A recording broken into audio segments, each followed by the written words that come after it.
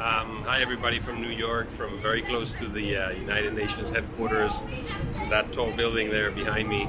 I've been spending here only 48 hours really as part of the Munich Security Conference 10th anniversary of the Munich Young Leaders, which is a fellowship program that this conference has, and we've been having meetings here at the Council on Foreign Relations and a couple of other places talking about the future of multilateralism and how it looks, right? And I thought it was a very interesting set of conversations around what is multilateralism, what is a rules-based international order, and can it live without liberalism or without the values that we've infused, and by we I mean mostly Western countries, into the system about human rights, about the value of democracy, about individual freedoms. And that's a very good question, right? Can the architecture survive if you take out from it very important components of particularly the political dimension of liberalism?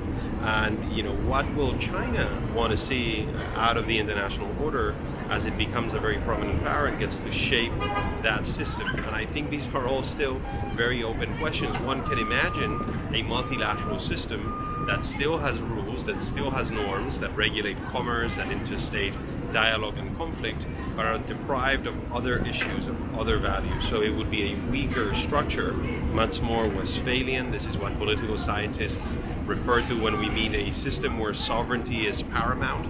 So states can do whatever they want within their borders, within their boundaries, and the others cannot enter and judge and intervene in internal affairs of other states. So for example, human rights abuses and others would not be the subject of discourse and dialogue and debate within this institution back here. There's a protest down there of people in favor of freedom in Zimbabwe and political openness. Can that system emerge? And is that what China wants? China might not want to do the entire international architecture, but it might indeed want one that is much more modest and deprived of values. So I think this is an issue that we're going to have to keep on looking into.